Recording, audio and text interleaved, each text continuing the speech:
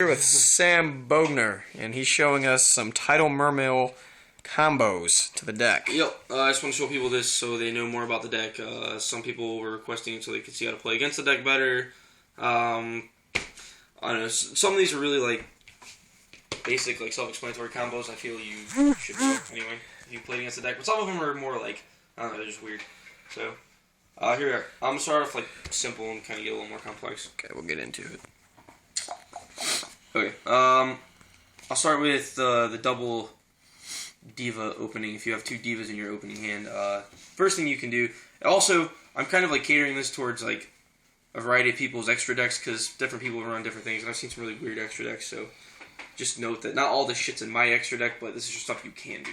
So you go diva, and then you will go into infantry for this one. Okay. And then you're allowed to normal summon another sea serpent again because of infantry, so you go diva. Yes, folks, those are super divas. Be jelly. You get marksman from your deck. So you take the first marksman and the diva, and you'll go into hyper librarian. Yep. And then you just synchro again into army arm, and then you draw a card and just overlay. This is just overlay, huh? Yeah, then you overlay them and you make Token Man. No. Yeah, okay, Token Man. You put the armor arm on Hyper Librarian though. And basically what this does is on your first turn you've just made a 3400 beater and you have 5 cards in your hand. Like it's not this like god opening, it's just, you know, it's an option. You do have a giant monster on the field, they're going to have to blow something to get around, and you still have 5 cards, so it's not like you've negged for this at all. So it's basically, essentially like you've turned one diva into a big beat stick. So the other thing you can do is diva into infantry, and then diva into another infantry. And I don't do this, but I've seen some people's extra decks, and they have 2 gotchis, so just fucking, there you go. You have these 2 massive gotchis, and you have 4 cards in your hand, so if you want to go and explode with a Megalo or something next turn, whatever. I wouldn't do this really, but because I only run 1 gotchi if I even ran one. But yeah, that's just something you can do. But don't shut up. These dogs. That damn dog, man. Okay, this one's more of a defensive combo. Shut up! I fucking hate these dogs. Dude, Butter's a little bitch. Go kill her, please. The next one's more of like a defensive combo. Defensive combo. Defensive A combo. wombo combo. It's a wombo combo. We'll say that you have Lynn down, okay? So you have your Lynn down. Face down. There you They go. attack into it. Lynn's dead. Yeah, You graveyard, do right there. something. Yeah, and we're gonna say this is already in your graveyard too. So you'll do this, you know, a turn or 2 into it if you need to make a comeback. So that dies. You summon that from your deck off the land, okay? Yup. You're gonna drop Gundy. Gundy gets back your Sturge. This is really good against Evil Swarm. Like this is one of the main things I do against Evil Swarm. So you have that back. Then he'll go off, and you drop the infantry, and you pop their Ophion or Safe Zone or whatever. And then with his effect, you're gonna add back the gun. So you're ready to explode next turn. You already have 2 cards in the field. You probably pop their Ophion unless they dressed or Safe Zoned or something. But most of the time, well, unless I had Safe Zone up. And you're going to have these, which when you draw or whatever, you can already go into a Bahamut play or whatever for you run to get over Ophion. People run different stuff. Some people run Pearl, some people run Maestro, whatever. But basically what this did was it let you gain card advantage on their turn, and most likely you killed Ophion. So it's just a really good play to get around that. It sets you up for, like, you can go Dweller right off that, or like I said, the Shark or anything. So it sets you up for those future plays on your opponent's turn, which is like super helpful. Because you already have those 2 monsters there, and you haven't even wasted a normal summon yet. This is basic, but I don't see enough people do this. He's referring to me, by the way, because I suck with Mermails. So if you have that down, and she gets run over, okay, you want to play. What the fuck is he doing? So you special pike from your deck. Yeah, and then you'll drop the gun again, but instead of getting back one of your bigger monsters, you get back her. Now, you're going to do this at times when, make sure they can't run her over again because you're not going to get her effect. So you want to do that on like a last attack if they only have the one. If you need to make a comeback without wasting card advantage and you don't already have like a lead in your graveyard or something to get back with the gun, you get her back, Now, what that does, there's two different things this is going to help you with on your turn.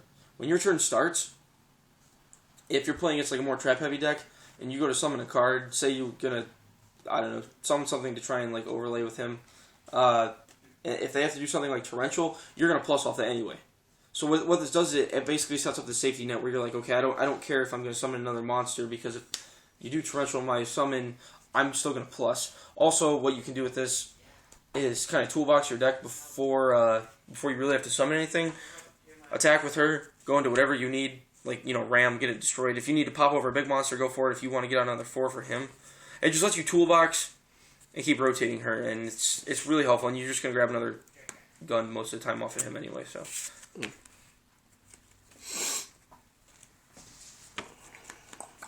This one is like the main OTK combo, but I don't think everybody knows this. These monsters don't fucking matter, so I'm just gonna drop whatever. Okay, so obviously you're gonna go Megalo and reveal 2 in the hand. This is probably gonna be an infantry and marksman. Doesn't matter though. Those are gonna go to the graveyard. And then you're gonna search out your sphere. Yep. So you have your sphere, and you're gonna go Diva. You're going simple stuff here, aren't you? This shit you should know. This is exactly 8,000 attack damage, by the way. No, man, this is not, because Steve only has 200. Now, if you pop this, you're going to pop that so you can attack twice. Talking about the whole you thing. get 2 attacks from him. You attack with him directly. And you get your goons. And you search out your goons, and that's exactly 8,000. That's the OTK. Like I said, typically when you go the Megalo drop, you're going to want it to be probably that and maybe another marksman. But that's just to show you how you do the 8,000. Anytime the field's clear, you can go for that. That is the auto 8,000 damage, so. What happens if a priest disappears? Nobody cares about Priestess. Nah, She sucks. Called infantry. Yeah, that too. They're worth those pink butters. This is another like really good opening one if you don't want to blow too much from your hand. Okay, so basically if you open with these 2 in your hand, Tidal and Abyss Gun, all you do is you discard the Tidal by pitching Abyss Gun. His effect will go off first, and then sends lead from your deck to the graveyard, and then her effect triggers, and you can summon the lead right back to the field. So it's just an automatic 2700 beater. You only wasted those to do it, and I mean now he's in your graveyard too, so he's always live. So you basically just pitched a gun for a free lead. That can be good whenever. You can do that as your opening if you don't know what else to do, or you can do that OTK faster. So.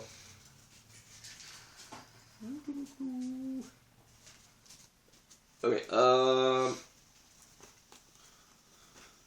this one is when people get stuck with those shitty lead hands and you don't like them.